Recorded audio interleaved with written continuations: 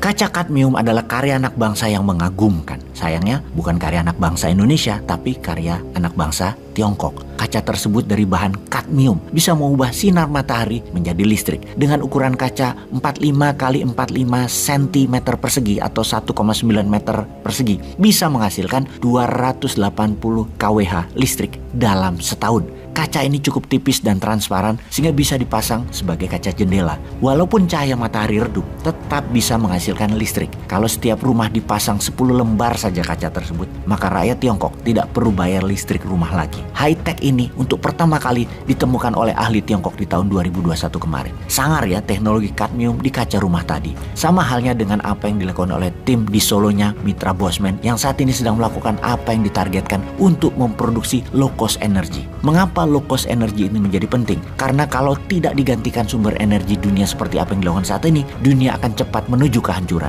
Buktinya, rata-rata ada 500 bencana alam dalam setahunnya di dunia sekarang ini, mulai dari angin tornado, hujan berlebihan, banjir, tanah longsor, hingga gempa bumi, tsunami, termasuk virus mematikan. Secara statistik, 500 bencana alam tersebut dalam setahun di seluruh dunia trennya naik setiap tahunnya. Bahkan dalam 30 tahun terakhir, tertinggi dibandingkan 300 tahun sebelum ini yang tercatat dalam sejarah dunia. Penyebab masalah dunia adalah masalah penghasil karbon atau pembakar sumber daya alam, mulai dari minyak bumi, batu bara sebagai sumber energi dunia. Naiknya suhu dunia, naiknya permukaan air laut, banyaknya pergeseran kerak bumi, dan banyaknya letusan gunung vulkanik dan gerakan tektonik terbesar adalah kontribusi karena disedotnya minyak dan dieksplorasinya batu bara yang kemudian dibakar jadi energi. Selain kebakaran hutan untuk tanaman industri, semua pembakaran berbasis fosil oil adalah masalah dunia 150 tahun terakhir ini yang meningkat dengan tajam. Teori konspirasinya kemudian adalah overpopulasi kebanyakan penduduk, kemudian dilakukan depopulisasi pengurangan penduduk dengan diciptakan virus. Walau alam apa benar begitu, namun dunia bagi banyak pendapat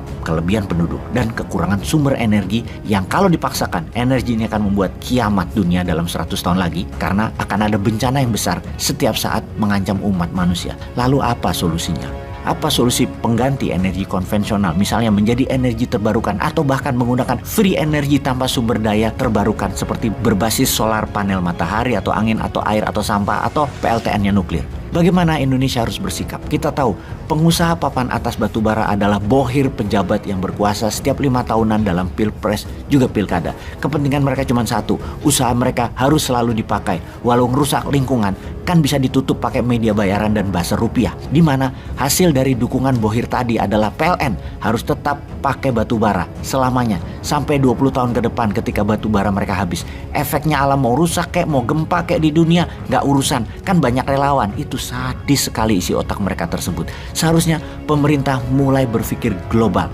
Jadilah pemimpin dunia untuk menyetop produksi karbon penyebab kehancuran lingkungan ini. Namun kita semua tahu masalah lingkungan adalah rapot merah pejabat saat ini. Selain rapot merah lainnya adalah masalah korupsi. Kita tahu pejabat tertinggi mungkin tidak korupsi, namun belum pernah korupsi memanfaatkan jabatan bisa dilakukan semudah seperti periode ini. Yang menjadikan penanggulangan korupsi adalah rapot merah pejabat saat ini. Bahkan bisa sampai 100 triliun ada di satu orang dan tetap sepi-sepi aja. Hebat ya. Kembali ke rapot merah pengurusan lingkungan oleh batubara yang dipakai untuk energi listrik 60% daya listrik Indonesia. Seharusnya tahun 2030 nol, tidak pakai batubara sama sekali. Dan tiap tahun mulai sekarang harus turun 10%. Di mana seharusnya dulu di tahun 2025 Indonesia sudah nol pakai batu bara kalau dimulai tahun 2015. Namun fulus mereka membuat saya berkuasa, bos. Saya tunda dulu deh. Enak menjabat itu, dipuja-puja dan tidak pernah salah tuh, enak bener. Geser aja kerjaan buat lingkungannya nanti aja. Biar Newman aja yang menggarap masalah lingkungan hidup ini.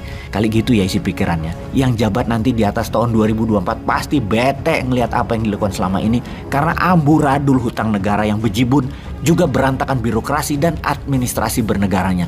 Belum lagi mental pejabat yang menulari orang yang di sekitarnya, yang KPI performan indikatornya tidak membuat Indonesia menjadi global player, bahkan menjadikan pejabatnya bukan pelayan masyarakat, malah pejabatnya minta dilayani masyarakat. Contoh kecil, jalan aja pakai forrider, nguing, sok penting banget. Jadi bagaimana membuat usaha kita yang berbasis low cost energi ini bisa jalan ya?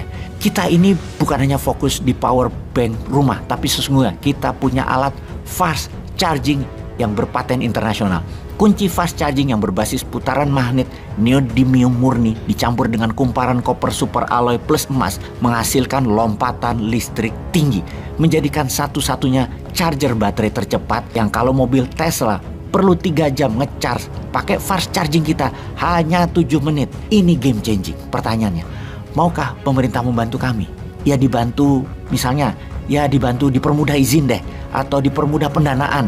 Dengan printing money boleh kok, kan ada underlying produknya. Pesanan power bank rumah udah banyak. Kalau enggak, gua ke Elon Musk nih.